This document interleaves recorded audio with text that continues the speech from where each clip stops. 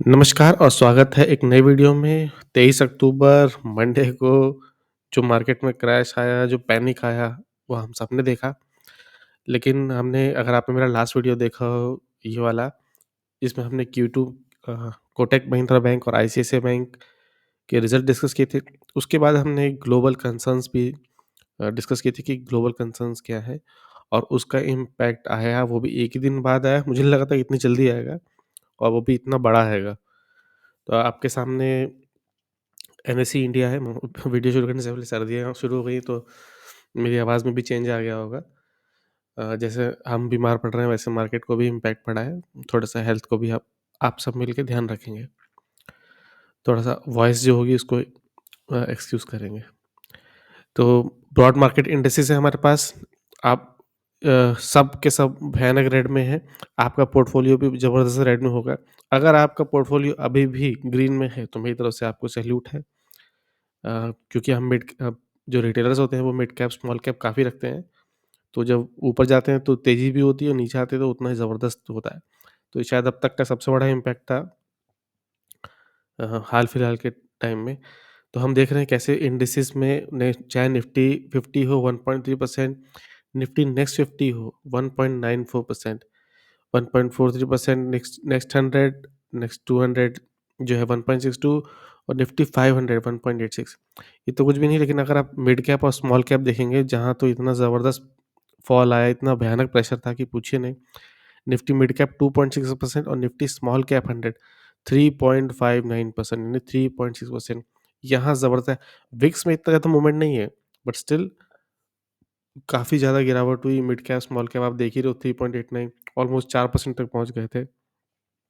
हमने इन सब का अब अगर हम माइक्रो कैप आपके पास था, वहाँ तो 5% का फ्लो था। निफ्टी बैंक देखोगे वो भी 1.3%। आईटी और मेटल भी गिरे थे। आईटी देख लेते हैं ऑलमोस्ट 2%, मीडिया देखिए 5%, मेटल 3.5%। पीएसयू बैंक जो धुलाई हुई है पीएसयू बैंक की अंधाधुंध 3.7%, 2.49%। अब दिक्कत ये है कि इतनी सेलिंग हुई है तो ये सेलिंग की किसने है? आपके पास हमारे पास एफआईआईज़ और डीआईज़ का डेटा है। डीआईज़ तो नेट बायर्स थे, 1111 करोड़ की उन्होंने बाइंग की है और फॉरेन इंस्टीट्यूशन एफपीआई देख लीजिए, उन्होंने भी नेट बायर्स हैं, 252 करोड़ का बाय था। तो ये बाय आया तो पॉइंट ये है कि सेल किया किसने? मार्केट में एक्चुअली जब पैनिक होता है ना तो हम चाहे रिटेलर अपने एंगल से भी देखें, जब हम देखते हैं कि मार्केट गिर रहा है, हम तुरंत सेलिंग पे आ जाते हैं। देखा-देखी का मॉडल बहुत फॉलो होता है कि वो बेच रहा है, मैं भी बेच देता हूँ, वो निकल रहा है, मैं भी निकल जाता हूँ, वो खरीद रहा है, मैं भी खरीद। तो ये भेड़-चाल है और कुछ नहीं है। और मैं फिर से वॉरेन बफेट का स्क्रिप्ट उठा के लेकर आ रहा हूँ कि buy in fear and sell in greed. Ticker tape हमको प्रोवाइड करता है मार्केट वूड इंडेक्स। अब यहाँ एक्सट्रीम फियर है। किसने बाय किया? मंडे को अगर किसी ने भी बाय किया प्लीज़ कमेंट में ज़रूर बताना, क्योंकि मेरे जानने में तो कोई नहीं जिसने बाय किया। हाँ, मैंने ज़रूर थोड़ा-सा बाय किया निफ्टी 20 और आईटी 20। अच्छा मौका था तो थोड़ा-सा परचेज़ कर लिया मैंने। बट स्टिल जो स्टॉक बहुत ही महँगे लग रहे थे अचानक सस्ते हो गए, तो पर कोई खरीदने वाला नहीं था। एफआईआईज़ ने बाय किया, डीआईज़ ने बाय किया। अगर हम निफ्टी 50 का चार्ट देखें, मैंने एक पैरेलल चैनल ड्रॉ कर रखा है। अगर आप देखोगे तो इस चैनल को सपोर्ट लेके उसने कई बार बाउंस किया है। तो हमने लास्ट वीडियो में डिस्कस किया था कि हो सकता है कि यहाँ पर सपोर्ट ले और फिर ऊपर जाए, लेकिन यहाँ पर बहुत ही हेवी सेलिंग थी और ट्रेंड लाइन और इस चैनल को तो उसने ब्रेक ही किया, 100 डीएमए भी तोड़ दिया इसने बहुत ही कन्विंसिंगली। अगर कल यानी कि अब जो 24 है आज, आज तो ख़ैर विजयदशमी है, विजयदशमी की शुभकामनाएँ भी देना मैं भूल गया आपको। विजयदशमी की हार्दिक शुभकामनाएँ आप सभी को। तो अगर 25 तारीख को दशहरा के 1 दिन बाद बाइंग नहीं आई और वापस इस चैनल में नहीं आया, तो 200 डेमा जैसे निफ्टी बैंक ने टेस्ट किया है और ब्रेक भी कर दिया है खैर उसको, तो अभी हम देखेंगे उसको भी। वो देख ही लेते हैं निफ्टी बैंक कहाँ गया। आई थिंक ये निफ्टी बैंक है, हाँ। हमने डिस्कस किया था कि 200 डेमा को टेस्ट करेगा, इसने इसको ब्रेक कर दिया है। जिस तरह से यूएस के इंडिसेस देखे थे हमने एसएनपी और डाउ जोन्स, वो भी 200 डेमा तोड़ चुके थे, वैसे ही निफ्टी ने बैंक ने भी तोड़ दिया और इसका श्रेय जाता है पीएसयू बैंक्स को जिसमें मैसिव सेलिंग थी। वापस आते हैं निफ्टी 50 के चार्ट में, तो निफ्टी 50 के चार्ट में सुबह सुबह मार्केट देख रहा था 1 डेढ़ बजे तक देख रहा था, तो मार्केट में प्रेशर था, सेलिंग थी लेकिन उतनी नहीं थी। जब यूरोपियन मार्केट्स खुले तब भी ऑलमोस्ट ठीक था, लेकिन अचानक से ऐसा पैनिक बटन प्रेस किया, रिटेलर्स ने क्या देखा, किसी ने आई डोंट नो क्या देखा, बट जो पैनिक प्रेस हुआ, जो पैनिक में जो डिसीज़न होते हैं वो जनरली सही नहीं होते। हुआ क्या, अगर मैं इसको 5 मिनट के टाइम में ब्रेक करूँ, शायद मैंने ब्रेक कर रखा होगा।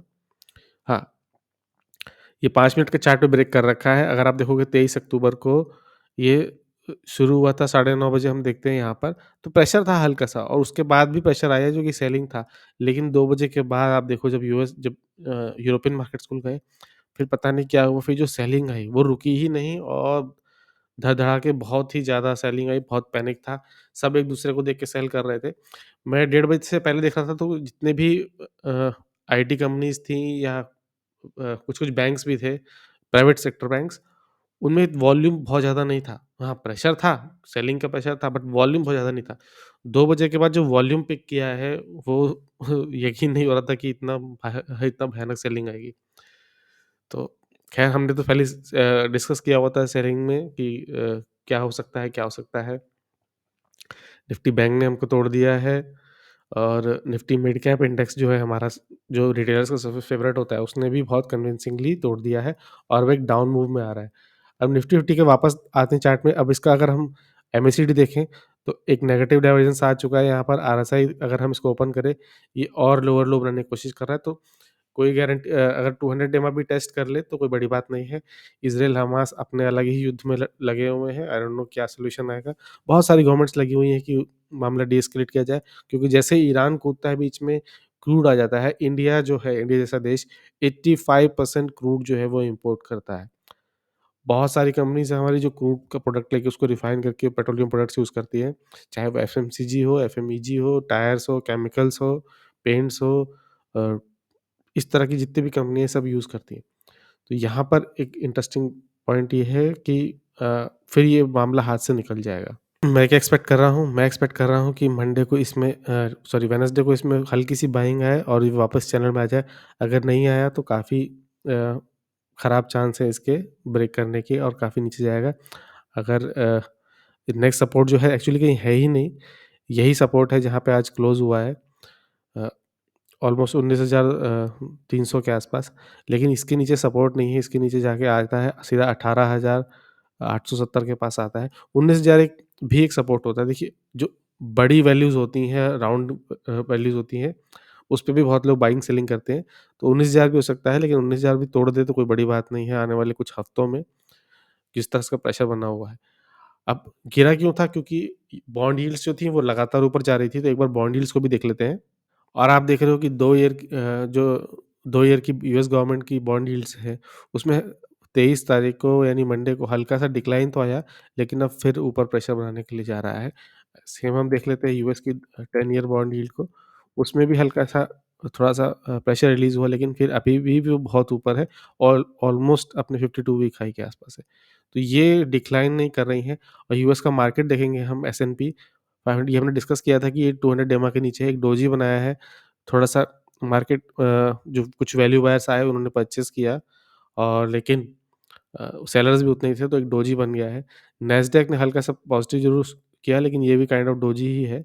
अभी भी ये बहुत ऊपर क्लोज़ नहीं हुआ है। डाउ जोन्स जो हमको हम देखते हैं हमारे निफ्टी बैंक की तरह, इसने काइंड ऑफ इन्वर्टेड हैमर बनाया है, लेकिन और वो भी सपोर्ट पर, तो इसको बाउंस बैक करना ज़रूरी है, लेकिन यूएस में ऐसा कुछ भी नहीं है।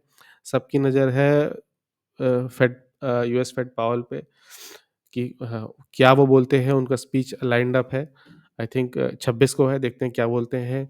उसी के साथ-साथ ईसीबी यानी इंग्लैंड का जो बैंक है, सेंट्रल बैंक, वो भी रेट हाइक के बारे में सोच रहा है, उसके ऊपर ध्यान देना होगा। लेकिन पॉइंट ये है कि अगर हर जगह सेलिंग है तो कहीं न कहीं तो बाइंग चली रही होगी। विक्स में भी आप देखिए अच्छा मोमेंट है। डॉलर इंडेक्स भी अपने आप को मेंटेन किया हुआ है 105 पे, अच्छी बात नहीं है। आईटी कंपनीज़ के लिए अच्छा है, बट स्टिल इंडियन इकोनॉमी के लिए अच्छा नहीं है। ऑयल देखते हैं, ऑयल हल्का-सा रिलीफ़ हुआ था, लेकिन अब स्टिल इसमें मूवमेंट आ रहा है। क्लैरिटी नहीं है कि वॉर कैसा जाएगा। गोल्ड हमने देखा था कि गोल्ड ऊपर ही ऊपर जा रहा था। तो ये होता क्या है ना कि जो ट्रेडर्स हैं, जो बायर्स हैं, वो उनको पैसा कहीं निकालेंगे तो कहीं पैसा उनको पार्क करना पड़ेगा।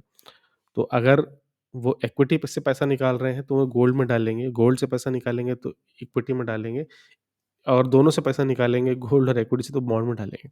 कहीं न कहीं उनको पैसा पार्क करना पड़ता है ताकि अ, उनको इंटरेस्ट मिले, उनको गेन मिले। आपके बैंक में अकाउंट होगा तो उसका आपको कुछ ख़ास रिटर्न नहीं मिलता है। तो गोल्ड सिल्वर में हल्का-सा जंप था जो अभी भी है, लेकिन गोल्ड में सबसे ज़्यादा जंप है। इसी वजह से शायद एनवीडिया वगैरह के भी शेयर जो हैं, जो चिप मैन्युफैक्चरर हैं, क्योंकि वो गोल्ड का यूज़ करते हैं अपने चिप में, उनको तकलीफ़ हो रही है। लेकिन इंटरेस्टिंग बात ये है, मैं देख रहा था बिटकॉइन। बिटकॉइन में आपको बिल्कुल पैसा नहीं डालना है, गवर्नमेंट भी इसके खिलाफ है। बट स्टिल आप बिटकॉइन में देखो, जो 23 अक्टूबर को, मंडे को, जो सर्ज आया था, वो ऑलमोस्ट यकीन नहीं हो रहा था, 10% का गेन आया था। तो कुछ लोग ऐसे भी हैं न, जो ना गोल्ड में डाल रहे हैं, ना इक्विटी में, ना बॉन्ड में, वो बिटकॉइन में पहुँच गए हैं। और ये एक 10% का एक मैसिव गेन है बिटकॉइन का, ये हाल-फिलहाल में इतना बड़ा गेन कभी नहीं आया, नीचे से रिकवर किया है। और यही काम इथेरियम के साथ भी है, वहाँ भी एक अच्छी खासी बाइंग आई है। तो आई डोंट नो कि क्या प्लान है। और आप निफ्टी विफ्टी को हमने देखा ही पहले कि वो एक चैनल में था, चैनल को ब्रेक कर दिया। और अब गिफ्ट निफ्टी देखोगे तो वो उस चैनल के भी नीचे आ रहा है। जो निफ्टी क्लोज़ हुआ था वो 281 पे हुआ था, और फिलहाल जो गिफ्ट निफ्टी है वो 253 पे क्लोज़ है। काफ़ी प्रेशर में है, आई डोंट नो क्या होगा, बट हम अगर ये 200 ईएमए को भी टेस्ट करने के लिए पहुँच जाए, तो मुझे ब कोई भी सरप्राइज़ नहीं होगा। तो मार्केट में हमें क्या करना है, हमको थोड़ा-सा अपना पास कैश बचा के रखना है। धीरे-धीरे चंक में बाय करना है। आपको प्लान करना है, कैसे करना है, एक साथ पैसा नहीं डाल देना।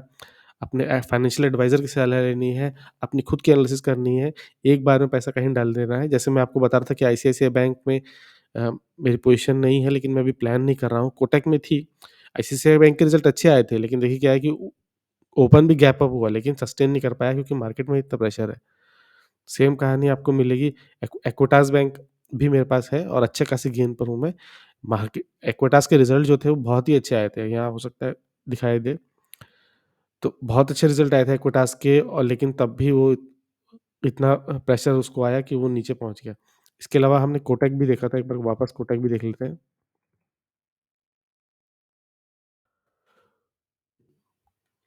कोटक में हम एक एक एक हम सपोर्ट देखने की कोशिश कर रहे थे यहाँ पर, हमको लग रहा था कि एक एक डबल टॉप बनेगा। गैप अप ओपन तो हुआ, लेकिन जो प्रेशर आया उसको सस्टेन नहीं कर पाया। तो पॉइंट यही है कि जब मार्केट में प्रेशर आता है तो आप क्या करना है, आपको क्या नहीं करना है। मेरा फंडा तो बहुत क्लियर है। ये आपकी स्क्रीन पे है आईटीबीज़, मैंने तो आईटीबीज़ के कुछ चंक बाय कर लिए। ख़ैर हालाँकि इसमें भी नेगेटिव डाइवर्जेंस है और भी नीचे आ सकता है, बट स्टिल आपको पैसा कहीं पार्क करना होता है। कल तक आपको जो ₹35 में मिल रहा था, आज वो ₹32 में मिल रहा है, तो आपको लगता है कि शायद अच्छा नहीं है। तो ये हो गया आईटी-20। इसके अलावा निफ्टी 20 भी हैं। आपके स्क्रीन पे आ गए निफ्टी 20 ने भी काफ़ी डाउन मूवमेंट दिखाया, और ये भी 100 डेमा के आस-पास चले गए। तो थोड़ा-सा चंक मैंने भी इसमें परचेज़ कर लिया।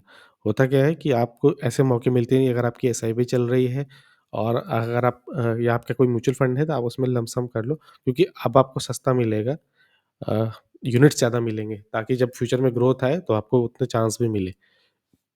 तो ये था आज का एनालिसिस। कैसा लगा आपको वीडियो, एनालिसिस कैसी लगी? हमारा प्रेडिक्शन कैसा लगा ज़रूर बताइएगा। हो सके तो वीडियो लाइक शेयर सब्सक्राइब करिए। हम एक नए चैनल है, हमें सब्सक्राइबर्स की ऐसे भी बहुत आवश्यकता है। आपका पोर्टफोलियो कैसा था? कितना रेट में था? क्या प्लान कर रहे हो? अगर आप ये भी शेयर करना चाहो तो बिल्कुल शेयर कर सकते हो। वीडियो को देखने के लिए बहुत-बहुत धन्यवाद।